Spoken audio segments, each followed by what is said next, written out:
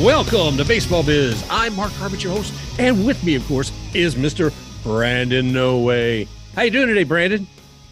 I'm doing good, Mark. How about you? I'm having the time of my life. I tell you what, man. Went to one of the spring training games this past Sunday down there in Port Charlotte, but it's just emerging, man. Here it is. I think we're right just at 3 weeks before opening day. It's exciting times. And we want to share that excitement with somebody who enjoys the Boston Red Sox. And that is Mr. Nat Gordon. Nat, how you doing today, buddy? Hey, guys, I'm doing great. How you doing? Doing well, Nat. Now, if folks may not know that everything that you're doing right now as far as keeping folks up to date with Boston sports in general, where can they find you? Yeah, you can find me on Twitter. I'm Boston Sports Gordo. The ad is Boss Sports Gordo. Excellent. Well, man, it's great to have you here. It's exciting times. Brandon and I have been looking over what's going on with all the free agencies, with who's signing, who's leaving, people we thought we knew they were going to go, and surprise, all kinds of changes.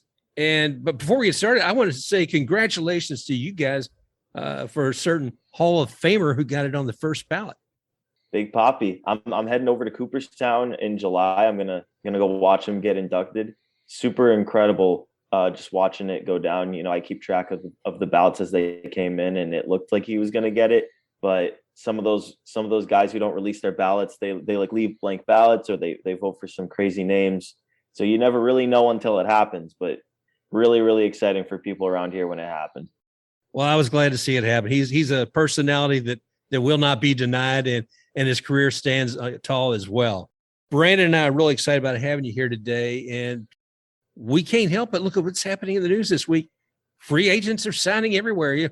A lot of people thought, well, yeah, Freddie Freeman, he'll wind up in Atlanta, and he didn't. we thought maybe he would talk with you guys, maybe he would talk with the Yankees, but lo and behold, he's with the Dodgers. So was there any? What about you guys? Come on, you guys. No, I'm serious. You're right in the mix. Seriously, I heard their offer wasn't too far below what the Dodgers gave. Pretty crazy. I haven't seen too much of that out of the race, so they must have really been interested in this guy. And it's Freddie Freeman. He's worth it. Yeah, I mean, he's a franchise name in Atlanta, but he's a lot more than that. And he would have done well here. First base seems a little crowded sometimes here in Tampa with G-Man Choi and with Yandy Diaz kind of going back and forth between first and third. But we'll talk about a little bit of crowding on shortstop with the Red Sox here in a minute too. So Freeman, that he's settled down. And then there was Mr. Correa. Oh, Carlos Correa. I always like those photos of him standing side by side with his little buddy in the Astros, Mr. Altuve. And I thought it's going to look lonely out there between second and third for a little while. Yeah, Carlos Correa, that was a shocker. The Twins at 1:45 in the morning. I was asleep, and I heard my phone buzz a gazillion times because I got all the Twitter notifications on, and my buddies are up and they're texting me.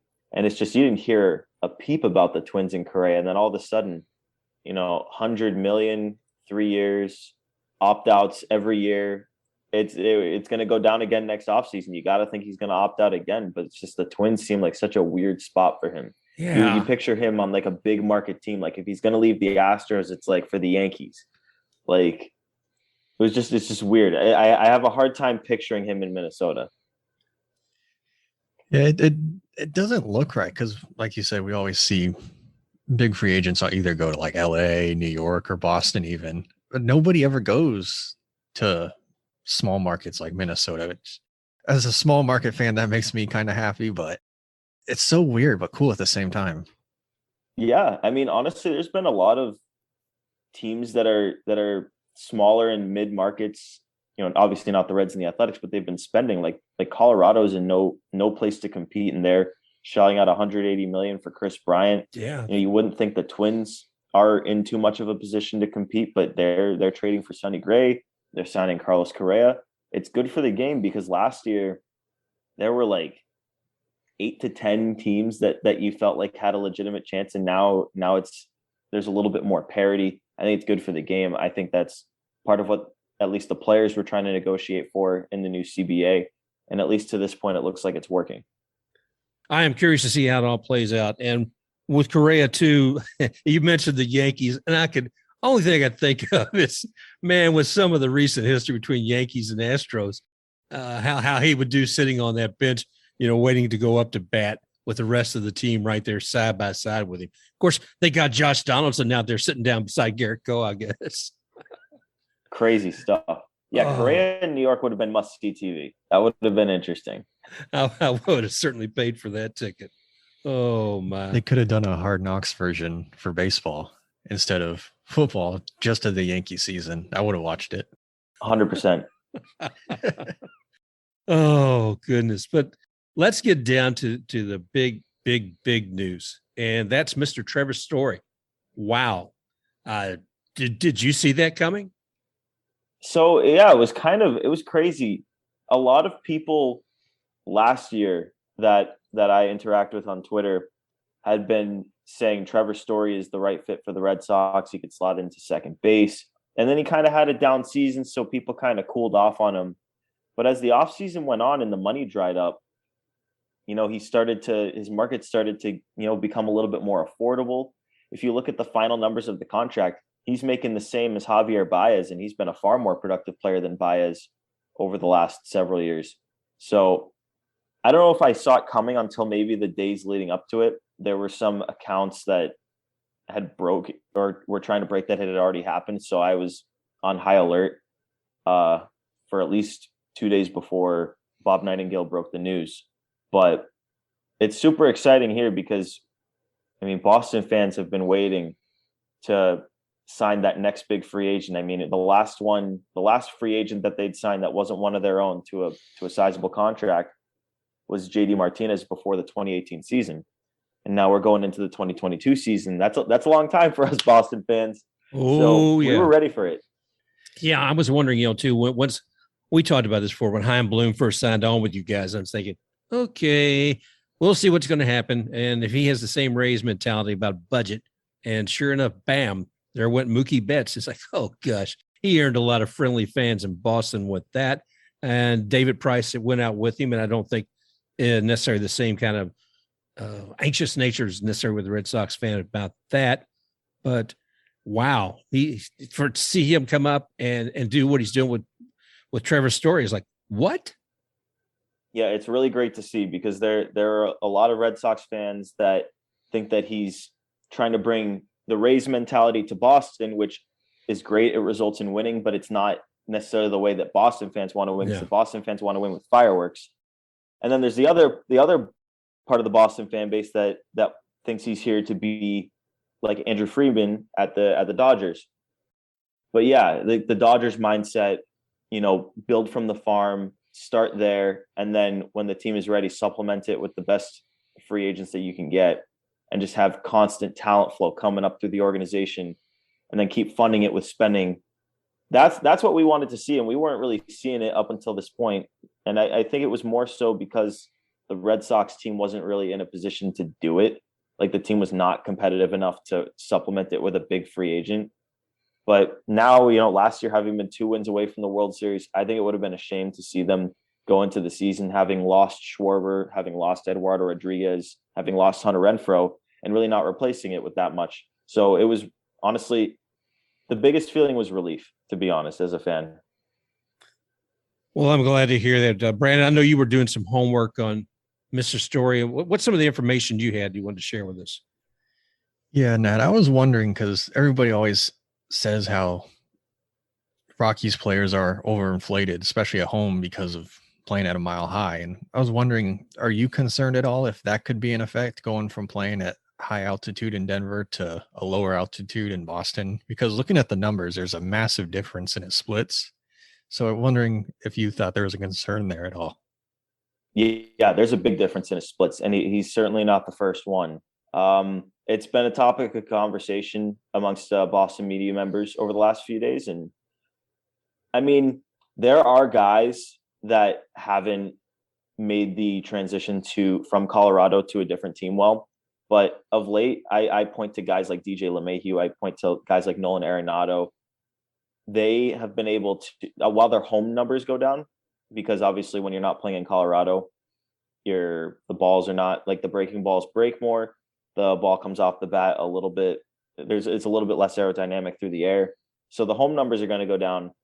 But the difference is on the road, the reason these guys' road numbers are so poor is because they're going to and from high and low altitudes. And so the first road series they play, their numbers take a huge hit. That's not going to happen anymore. He's going to be able to maintain a fairly level altitude. And so his road numbers should improve.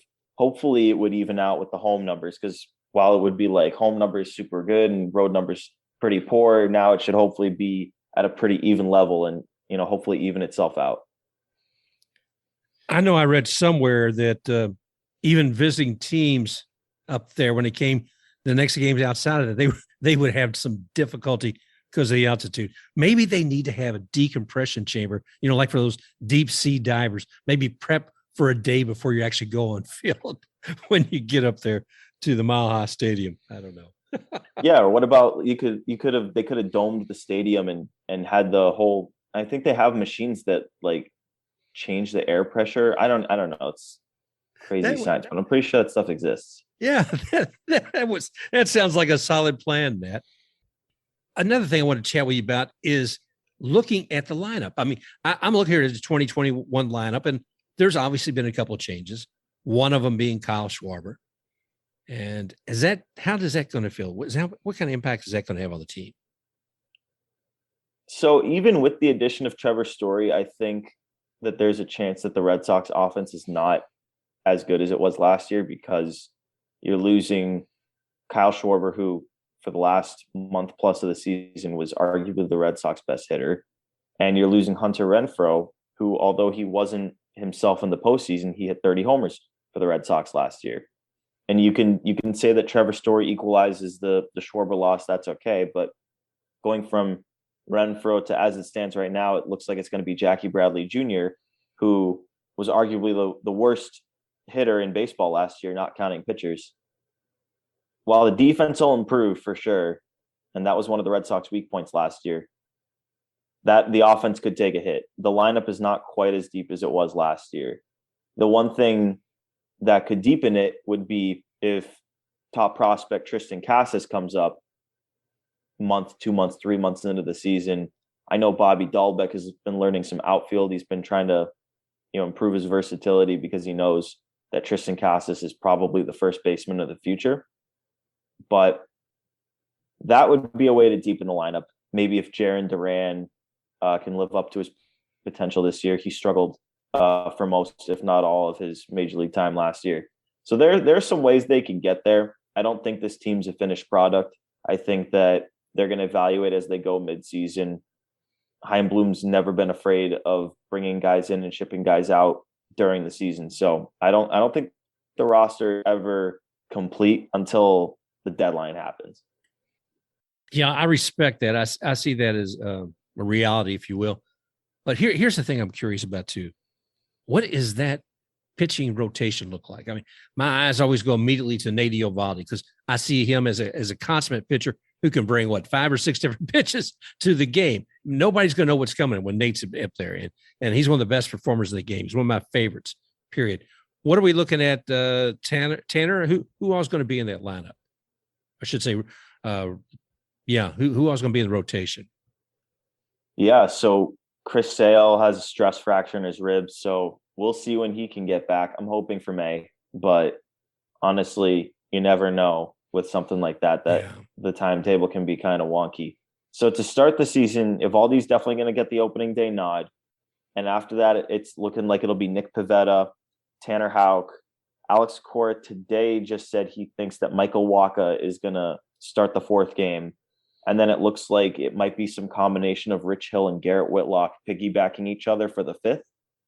Not really sure what's going to happen when Sale comes back, if that's going to push Wacha to like the 5th spot, and then Rich Hill and Whitlock would go to the bullpen. I'm sure it depends on how guys are pitching along the way.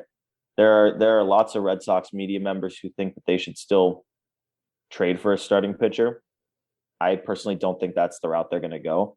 I think they're going to try to roll with what they have. And if they need something mid-season, they can always go and get it.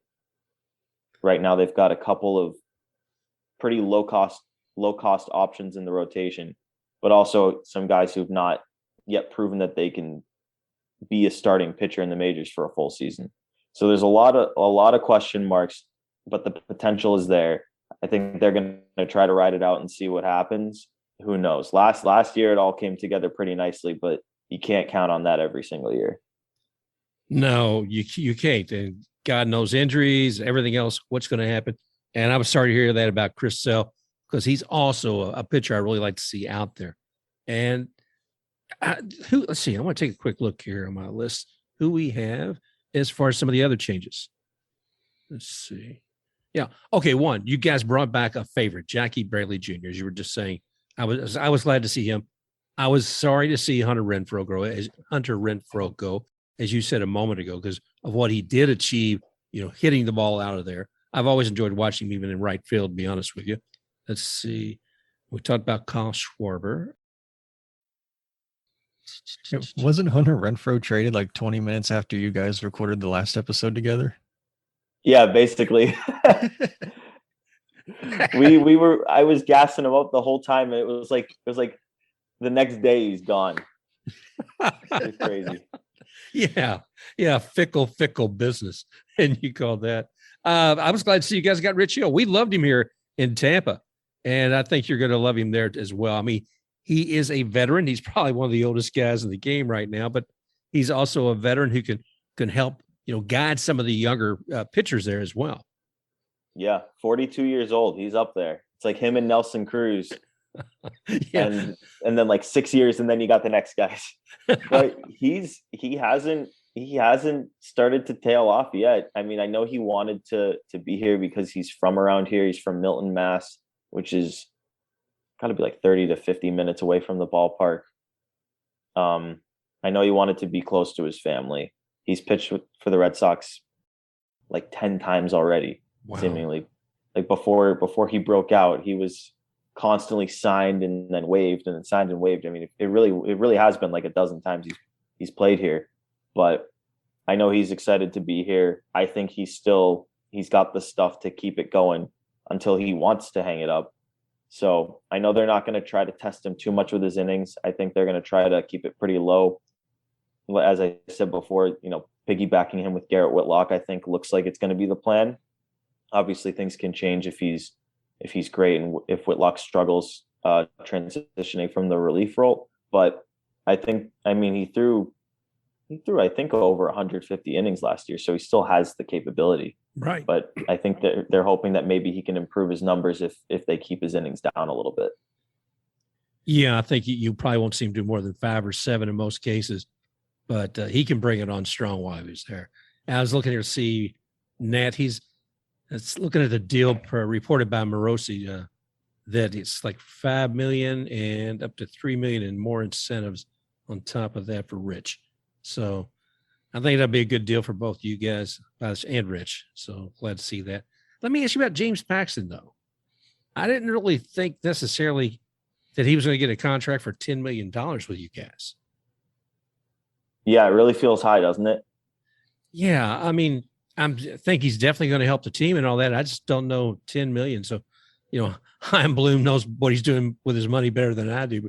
But that one was a little bit of a head scratcher for me.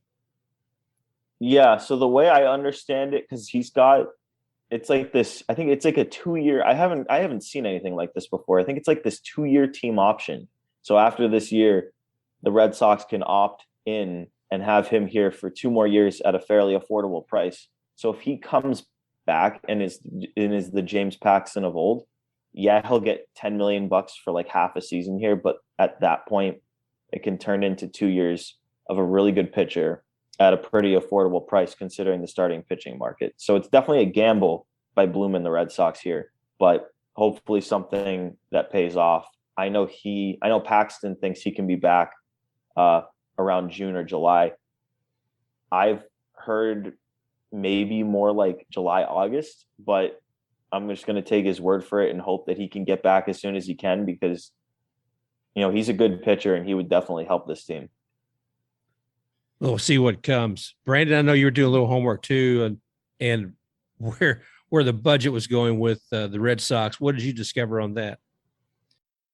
I had a question going back to the pitching. You were talking about high rewards, and what about Michael Wacha? Like, what's the plan with him? Because when he came here, we knew it could either work out really well or can go really bad, and we kind of got the closer to the bad end of the spectrum. What's the plan with him?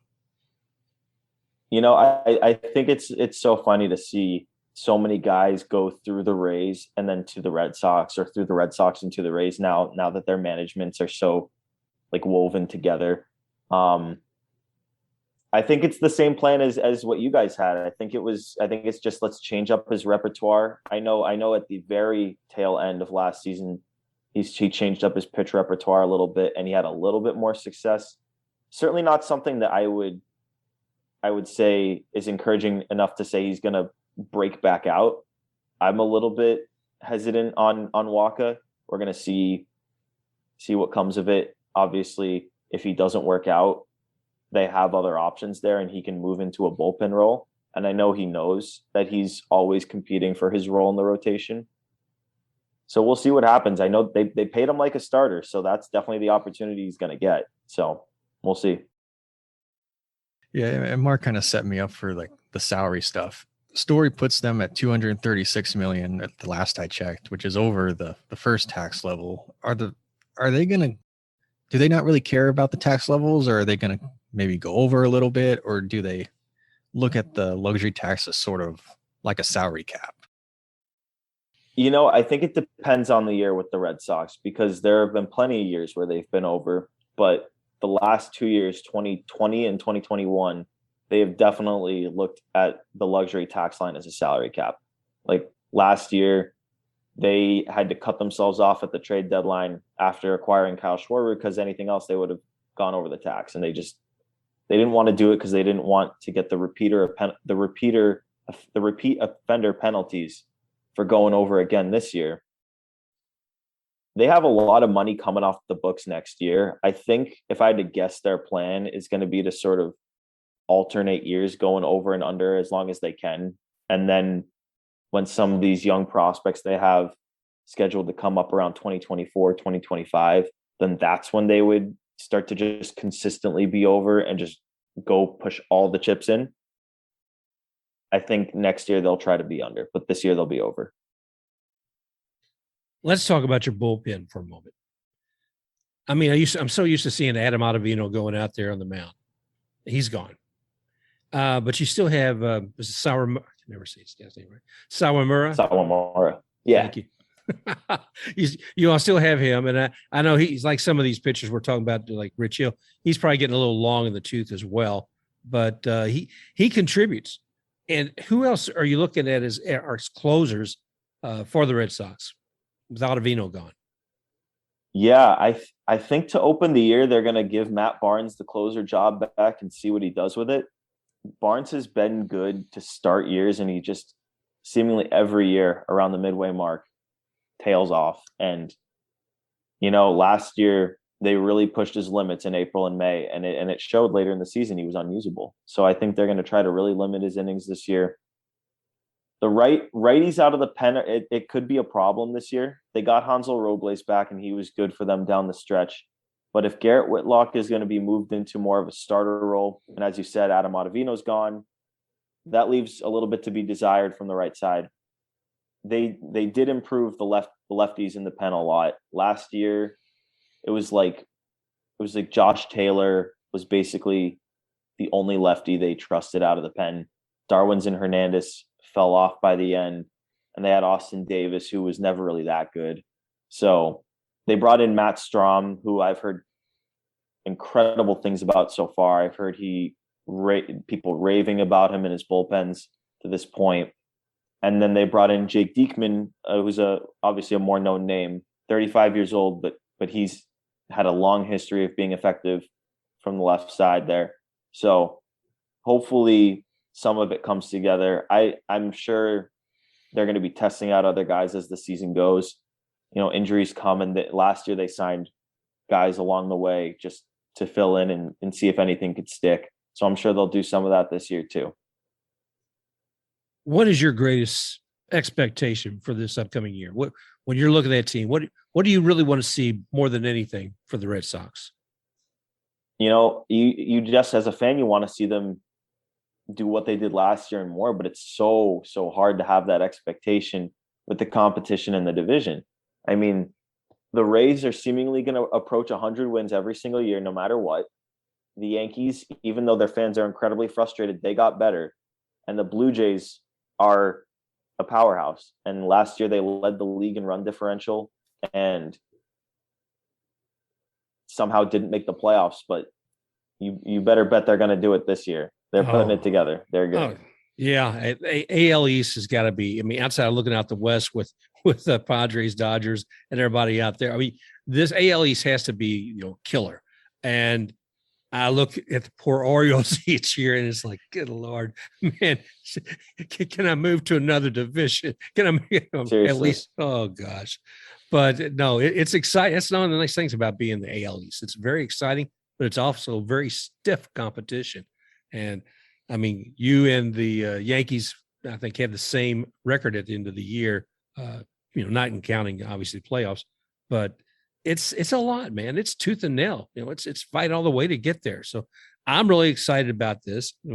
There's some changes people are always talking about with not just the team, but also the facilities, the stadium. I mean, we're talking about one of, if not the most historic stadium in baseball today, Fenway. And I hear they're talking about making some changes there. Yeah, the whole area is about to go under this massive reconstruction. When this ownership group led by John Henry purchased the team in the early 2000s, they were able to close that deal because they made a commitment to keeping Fenway Park, to not replacing it, to not building a new stadium, to try to keep investing in the ballpark and investing in the area so that it can be home to future generations here. And they've only furthered that commitment. They're investing hundreds of millions of dollars into renovating the entire area around the ballpark. It's only just started to get underway. There's a long way to go, probably a multi-year project, but they're building a whole new music hall there. I mean, we've been seeing that go into the ballpark going on 2 years. It feels like they've been building it up back there. And I'm sure they're just not allowed. Like, I'm sure construction times are just brutal when you can't do work during any of the games. And, when there's things going on in the area, you can't crowd the area with construction. They've been doing a lot, and I know there's a lot to go, but I mean, they have a commitment to Fenway Park and the Fenway area for a long time. I think it's great because I don't think I'd ever be ready to see that ballpark go away. So I think it's a good thing. They don't take away from the history. It's always felt like the same ballpark. They've made some things nicer, more sustainable, but it's always felt the same, which I think is the most important thing. Well, I think it has to be exciting. I know, without giving away any details, I know you're a great Red Sox fan and covering all the sports, with what you're on your Twitter account. But, you live within a proximity, I guess maybe you could even walk to Fenway. And that has to be historic to live close to history and also a growing history. That has to be very exciting. Oh, it's the best. Seriously. I can just, on the day of any game, just buy the cheapest ticket and just get into the ballpark. I'm 10, 15 minute walk away. There's always this aura being in that area before a game. The sights and the smells, it's terrific. And it's been the same since I was a kid. It really is the best. That's fantastic. I know we had Nick Morowski, who has Good Gas Talk podcast on Chicago White Sox. He lives within proximity of the stadium there. And, he feels the electricity, I think, even just from his house. If for some reason he didn't make it to a game, and I cannot imagine him not making it to a game. Wow. However, I don't think Brandon and I share that St. Pete with the Rays and the Dome. Not merely just from proximity. That's I think the energy is contained within that stadium, in that enclosed stadium. I mean, I've been going like Lightning games all my life almost, and seeing that grow up just the past, I'd say maybe 5 years, it's been night and day. Because remember, it was just dirt parking lots for years, and now it's beautiful apartments, fancy hotels. And I follow a guy on Twitter who lives right next to the arena. It's like, that'd be such a cool thing to do. You can just watch people walk in, see the atmosphere, and you don't have to pay for parking. So a 2-for-1. That's the biggest thing right there. Parking's the worst. Well, any other questions you want to ask of us or any other topics you'd like to cover today, Nat? Man, I think you hit it all on the head. I'm so excited for opening day. My God. Really didn't know if it was going to come in April. Yeah. I was nervous. I was really nervous there for a hot sec, but we're getting 162. I think a lot of fans are going to have a greater appreciation for the game we watch now, having it, being so close to not getting 162 games. So I'm just excited. I'm so excited. I've been watching spring training baseball more than I have in the past. I think a lot of people are just incredibly excited for this year. Here. And I had the good opportunity to actually go see the Rays for their spring training opening at Port Charlotte. And man, I was amazed. There was absolutely no place to park. It was exciting. There I am with my $6 hot dog, $12 Philly cheesesteak, and a $6 Coke. But it was worth every bit of it. The excitement during spring training, nobody loses a lot of sleep if their team wins or loses, but to be able to see not just the players and love go out there and perform, but to see some of the people I wonder if I'll see them later this year out on our field. They're AA, maybe they'll be AAA, maybe they'll be on Boston Red Sox out there in Fenway before the year's done. So a lot of excitement with everything that's going on with the Grapefruit League and down here also with the Cactus League. So I'm excited. I can't wait for these 3 weeks to come and go and start the real season, man. Oh, it's going to be fantastic. Yeah. As much as I've enjoyed having spring training back, you're right. Give it 3 weeks and we got the real thing. Brandon, you got any other insights you want to share with us, brother? No, I think we got all our bases covered. Okay, Nat. We've been talking with Nat Gordon today. And once again, Nat, tell us where they can find you. So yeah, on Twitter, I'm Boston Sports Gordo. That's BOS Sports Gordo. And Nat does a great deal of coverage about all sports era.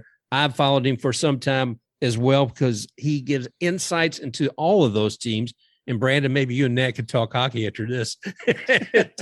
But it's we're glad to have you here, buddy, once again, and look forward to watching how all these teams do in the AL East, and looking forward to seeing Red Sox with another strong team.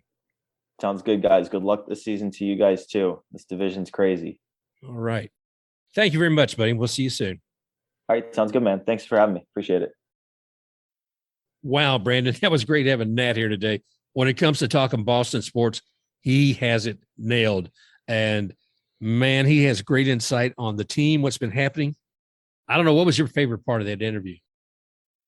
The whole thing. It really helps back us up because we try to be knowledgeable on every other team in baseball. There's only so much we can do. So it really helps us out to learn more about the other teams and help the listeners out more, to bring somebody who's a fan and watches every game like Nat does.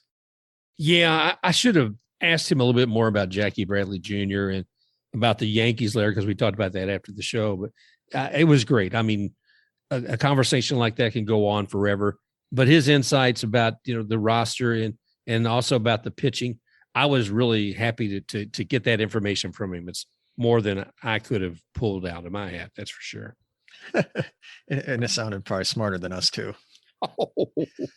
Well, again, kudos to Nat Gordon, and you guys can find him. Yeah, you can find me on Twitter. I'm Boston Sports Gordo. The ad is Boss Sports Gordo. Okay. Thank you all again for joining us today here on Baseball Biz. Brandon and I both enjoy having you here each week. And Brandon, why don't you go ahead and take us out? All right, everybody. Thanks for listening. And remember, you can find us on Spotify, Stitcher, Apple Podcast, Buzzsprout. I'm sure I'm forgetting some, but pretty much anywhere you can find podcasts, you can find us and our lovely voices talking baseball. There you go. Follow me at Sports Blitz Pod, and Mark, you are at The Baseball Biz. Is that right? That's right, brother. Thank you again for joining us here at Baseball Biz. And we'll be talking with you again real soon. Special thanks to XTake RUX for the music Rocking Forward.